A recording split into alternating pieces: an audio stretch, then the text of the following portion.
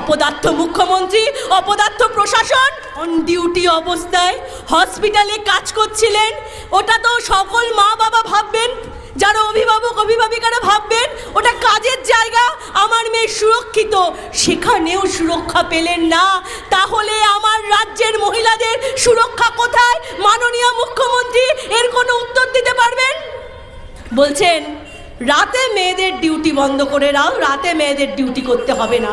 অপদার্থ মুখ্যমন্ত্রী, অপদার্থ প্রশাসন, রাতে মেয়েদের ডিউটি করতে পারবেন না।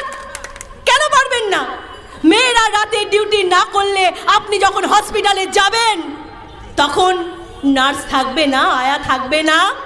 প্রসূতি মায়েরা যখন হসপিটালে যাবেন কোনো মহিলা চিকিৎসক থাকবেন না রাতে, তাহলে রাতে তারা চিকিৎসা পাবেন না। রাতে মহিলাদের ডিউটি করতে দিতে হবে, এ অধিকার মহিলাদের। তাই তো 14 তারিখ রাতে মেয়েরা রাত দখল করেছিল। গোটা রাজ্য জুড়ে মহিলারা বলেছিলেন এই রাত যতটা পুরুষের, এই রাত ততটাই মেয়েদের। কেন মেয়েরা রাতে ডিউটি করবে না? মেয়েরা রাস্তায় থাকবে। অন্য বক্তারা আছেন, তারা আপনাদের সামনে বলবেন, কিন্তু আমরা যে কথাটা বলে যেতে চাই আপনাদের কাছে, যে আজকে দাঁড়িয়ে তিলোত্তমার বিচার গোটা রাজ্যের বুকে নয়, রাজ্য ছাড়িয়ে সমগ্র দেশে এবং দেশ ছাড়িয়ে পৃথিবীরও বিভিন্ন প্রান্তে বিচার চাইতে মানুষ রাস্তায় নামছেন। মানুষ বিচারের দাবিতে রাস্তায় আছেন। আর আমরা বলছি মাননীয় মুখ্যমন্ত্রী, আপনি স্বাস্থ্যমন্ত্রী এবং পুলিশ মন্ত্রীও বটে।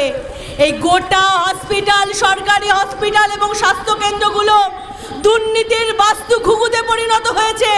আজকে আরজি করেন ওই মেয়েটিকে, তরুণী চিকিৎসককে এরকম নৃশংস ঘটনার শিকার কেন হতে হলো? কারণ আরজি করের দুর্নীতি জেনে গিয়েছিল।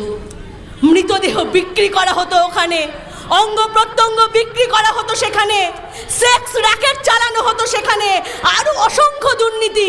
সেই দুর্নীতি জেনে গিয়েছিলেন। শুধু তাই নয়, ওই সরকারি মেডিকেল হসপিটালে মদ মাংস সহযোগে মেয়েদেরকে ডেকে এনে সেখানে ফুর্তি করা হতো। আর এই সমস্ত ঘটনা ওই তরুণী চিকিৎসক জেনে গিয়েছিলেন, তাই মুখ বন্ধ করার জন্য তাকে এভাবে নৃশংসভাবে খুন করা হলো।